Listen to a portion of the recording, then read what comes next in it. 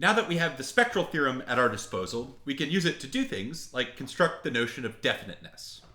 So definiteness is a term that is used to categorize what's called quadratic forms.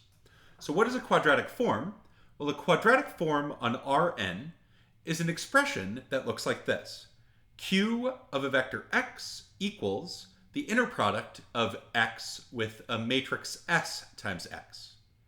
So in this situation, x is a vector of n variables, x1, x2 up to xn, and S here is some real symmetric matrix. So if you want to form a quadratic form, choose your real symmetric matrix S, plug into this formula, and you get a quadratic form. For example, here is a perfectly good real symmetric matrix S. This one is 2 by 2. And what we're doing is we're applying a quadratic form formula. We're taking S times this vector of two variables, x and y, and we're taking the inner product of that product, S times x, with the vector of variables. So this manifests as x transpose, where x is the vector of variables, times S times the vector x. And when we multiply all these together, we end up with this expression on the right here. 3 times x squared plus 5 times y squared minus 14 times x times y. And for now, the thing I want to point out is that this expression has 3 terms in it, and each term is the product of 2 of the variables. So this is x times x, this is y times y, and this is x times y. And each of those products is scaled by a coefficient. Well, if we look at the first coefficient here, 3, that's in the 1, 1 position of S. If we look at the second coefficient, y times y, that's the 2, 2 position inside of S. And then if we look at the last coefficient here, negative 14, well, negative 14 is negative 7 plus negative 7, and negative 7 is both in the 1, 2 and in the 2, 1 position of S. So it looks like the coefficients here are somehow related to the entries in S. So let's take a look at just other quadratic forms before we say more about that relationship.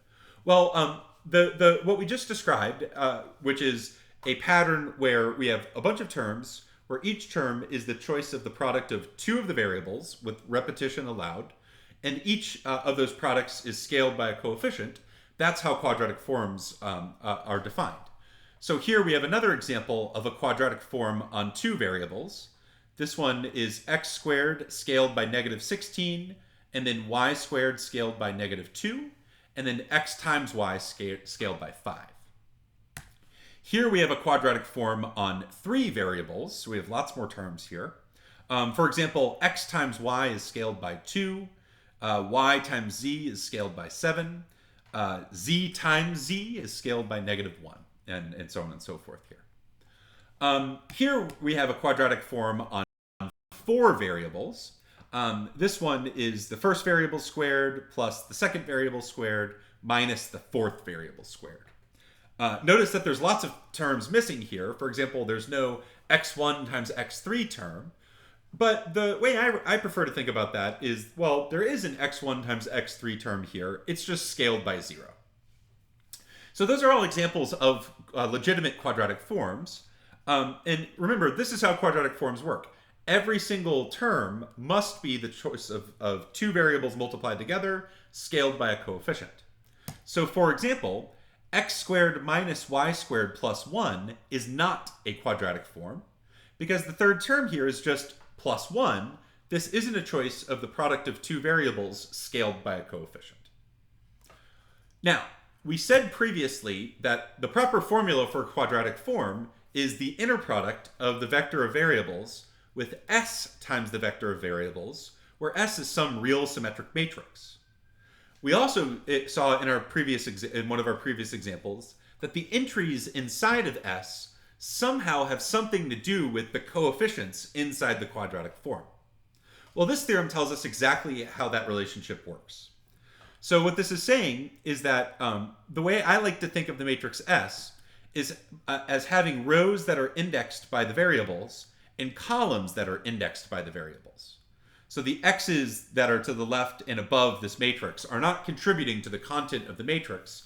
Rather, these are organizational tools that I find useful. So here's the idea. If we look at these squared terms, so if we look at like x1 times x1, well, we go to the x1 position in the matrix, which is on the diagonal, and we just pluck out the coefficient, c11. Same goes for x2 squared. We pluck out c22, and we do that all along the diagonal, just plucking out the coefficients. But then we need to look at the cross terms. This would be like x1 times x2, or x1 times x3, or x3 times x2, so on and so forth. Well, the idea is that in this matrix, half of that coefficient will go in the ij position, and the other half will go in the ji position. So for the coefficient of x1 times x2, we'll chop that in half, put 1 in the 1, 2 position, and then put the other half in the 2, 1 position. So off the diagonal of our real symmetric matrix here, we are chopping coefficients in half and then putting them in the corresponding spots. Now this formula looks more intimidating than it actually is. Using it in an example is actually not as difficult as it might appear. So let's see how this works. Here I have a quadratic form on 3 variables. And what I'm going to do now is I'm going to reconstruct the matrix that corresponds to this quadratic form. So here I know this will be a 3 by 3 symmetric matrix because I have 3 variables here.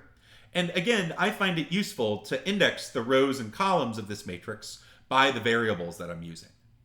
So let's go term by term and figure out how to fill up this matrix. My first term here is negative 6 times x1 squared.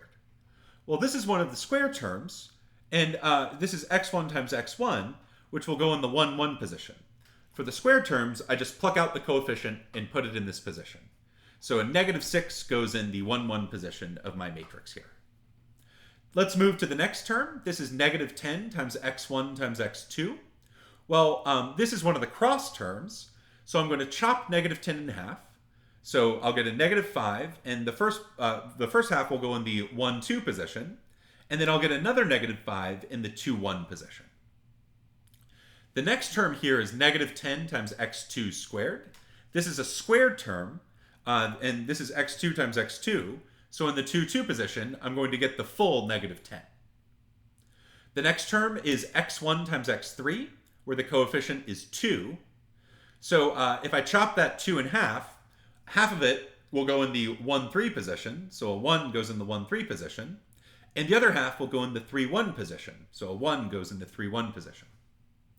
My next term is minus 6 times x2 times x3.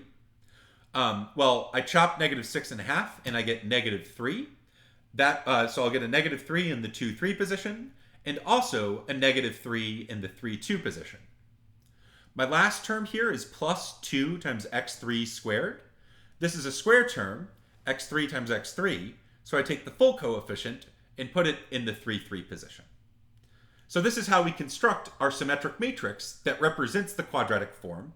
Via the formula, this quadratic form equals the vector of variables inner product with s times the vector of variables. So what we have here is a link between the world of quadratic forms and the world of real symmetric matrices. Now, one thing that will be useful to us are diagonal matrices.